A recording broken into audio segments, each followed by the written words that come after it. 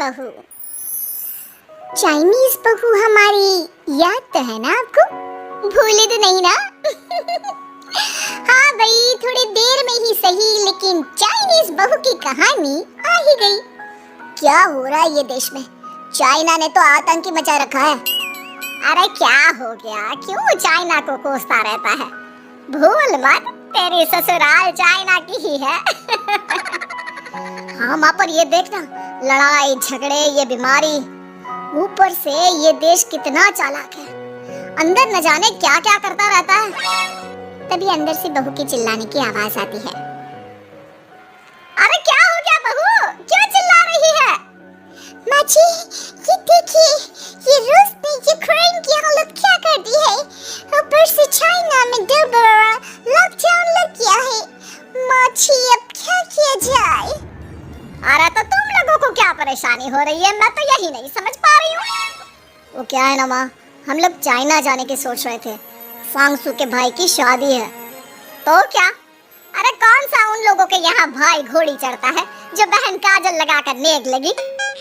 माँ जी, उसकी आंखें बहुत छोटी छोटी है, उसमें या तो पुतली रह सकती है या काजल। साले की पुतली निकाल कर काजल लगा दो, अंधा कहीं का। क्या क्या बोले तुम मेरे भाई के बारे में? अरे नहीं नहीं बहू, वो तो बोल रहा था कि तुझे नेग मिल जाएगा। हाँ, बहन है ना तू उसकी। नहीं नहीं माँ जी, मैं सब समझती, ये मेरे भाई का मजाक बनाते रही थी। कितना सीधा है मेरा भाई, बिल्कुल छिपकली जैसा। नहीं नहीं बहू, सीधा गाय जैसा होता है। सही पकड़े हैं माँ जी। हाँ, तो मेरे भाई की शादी है, मैं चाइना जरूर जाऊंगी। तभी एक पड़ोसन आ जाती है। अरे नहीं नहीं बहू, तू कहीं ना जा, हम लोगों का मन कैसे लगेगा तेरे बिना। ले बहू, तेरे भाई के लिए ये शॉल रख ले, हमारी तरफ से गिफ्ट कर देना। अरे सब कितने अच्छे हैं। मेरी चाइनीज बहू को कितने प्यार से तुम लोगों ने एक्सेप्ट कर लिया। सच में बड़ी भाग्यशाली हूँ मैं। कैसी बात कर रही है? ये तो हम लोगों के देश की एक खूबसूरती है कि हर किसी को दिल से अपना लेते हैं, बस वो भी दिल से हमें अपना समझे। कैसी बात कर रही है आंटी जी? मेरे लिए आप सब सासू माँ जैसी ही हैं। मुझे भारत बहुत अच्छा लगता है, ये सबसे अच्छा देश है। मेरा भारत महान। वैसे भी लड़की की शादी जहाँ होती है वो तो वहीं की हो जाती है ना? जी तेरे बहू सही बोल रही है। औरत तो होती ही पानी की तरह है, जो जहाँ जैसे रखे वैसे ही शेप ले लेती है। आंटी जी, ये थोड़ा सा ज्यादा हो गया, समझ नहीं आया। नो प्रॉब्लम, मैं चाय बना कर लाती हूँ। फिर क्या, वो दिन भी आ जाता है जब बेटे बहू को चाइना जाना पड़ता है। वहाँ जाकर बहू का भाई कहता है, मेरे दाम आ गए, मेरे दाम आ गए। मैंने सबको बोला कि सब हिंदी में बात करेंगे, नहीं तो बहन नाराज हो जाएगी। थैंक्स बॉय, हिंदी मेरी भाषा है। आप मुझे उसमें बात करना अच्छा लगता है। आपने जीजा जी से मिलो। ओ बहन, तुम अंदर चलो। सभी बहू को अंदर लेकर चले जाते हैं, लेकिन सांगसू का पति, वो तो बेचारा चाइना के ससुराल के आंगन में अकेला खड़ा रहता है। काफी देर तक जब कोई उसे नहीं पूछता तो वो माँ को घर पर फोन करता है। हाँ बेटा, पहुँच गए ना कुशल मंगल? हाँ माँ, लेकिन सांगसू पता नहीं कहाँ है, वो तो अंदर गई है, तब से बाहर आई ही नहीं। अरे कैसे बात कर रहा है? तो तू अंदर चला जा, तू बाहर क्यों है?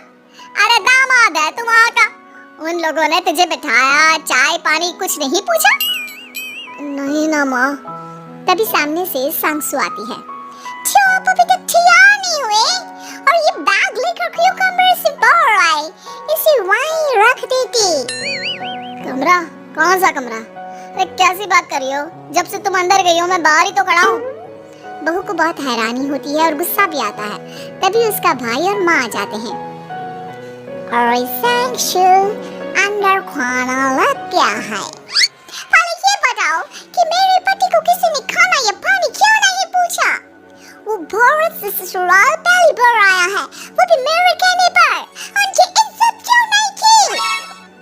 देख बेटी, तूने जबरदस्ती जिद में शादी की थी तो हम लोगों ने कर दी, लेकिन अब तुम ये सोचो, पूरी चाइना में मैं इस इंडियन को अपना दामाद बताऊं? So sorry। हाँ संगसु, और तुम भी चुप रहना, नहीं तो वो लोग मेरी शादी तोड़ देंगे। ओह, ऐसी बात है।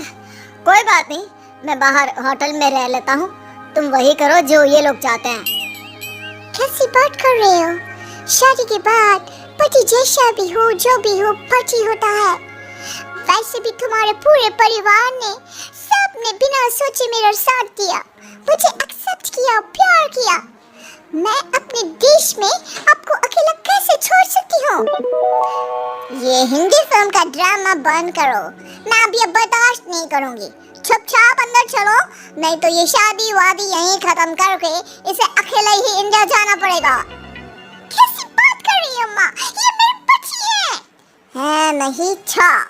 हम लोगों ने यहाँ वकील को बुला लिया है, जिसके बाद अब तेरा तलाक करा के हम यहाँ के चाइनीज लड़के से तेरी शादी करा देंगे। अरे कैसी बात कर रहे हो?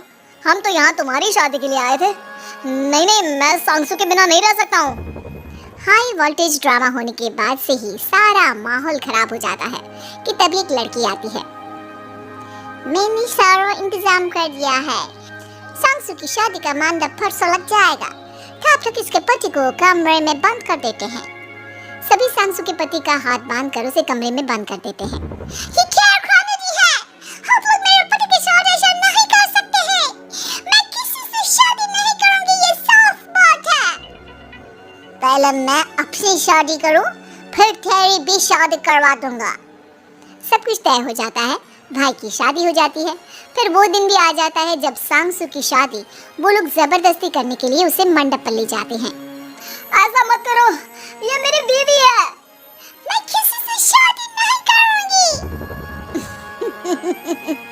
कैसे नहीं करेगी शादी? शादी तो तेरा बाप भी करेगा। हो, मैं करूंगा शादी। प्लीज कोई मेरी शादी किसी अच्छा औरत से करवा दे। चुप, बिल्कुल चुप। फिर माँ सांगसू और उसके पति से कहती है, तुम लोगों का बच्चा मेरी कैद में है। अगर तुम लोगों ने कोई भी होशियारी की तो मैं इस बच्चे को मार दूंगी। दोनों माँ का रूप देखकर हैरान हो जाते हैं। बच्चे की खातिर दोनों शांत हो जाते हैं और शादी की रस्में शुरू हो जाती है कि तभी सांगसू की सास पुलिस के साथ आ जाती है। माँ, सासू माँ आ गई, मेरी माँ आ गई। माँ प्लीज हम लोगों को बचाकर वापस ले चलो। पुलिस सभी को गिरफ्तार कर लेती है। बेटी के बच्चे को मारने की धमकी तो कोई चुड़ैल ही दे सकती है। अरे तो ये चुड़ैल ही तो है। ये सही बोल रहे हैं, ये औरत किसी चुड़ैल से कम नहीं है। तभी उन लोगों का बच्चा भी आकर सांगसू के गले लग जाता है। माँ, तू सही समय पर आ गई, लेकिन तुझे कैसे पता चला कि यहाँ ये सब हो रहा है? बेटा, ये चाइनीज लोग ना होते ही धोखेबाज है। इन लोगों पर मुझे भरोसा नहीं था, इसलिए मैंने तेरे फोन को हमेशा के लिए मेरे फोन से अटैच कर दिया था, जिससे तेरे आसपास होने वाली सारी बात मैं सुनती रहूं। उस दिन भी मेरी तेरी बात हो रही थी तो तेरा फोन ऑन था, मैं सब समझ गई थी। मुझे माफ कर दो। नहीं, बिल्कुल नहीं। चलिए माँ जी, इंडिया वापस चलते हैं। आज की बात में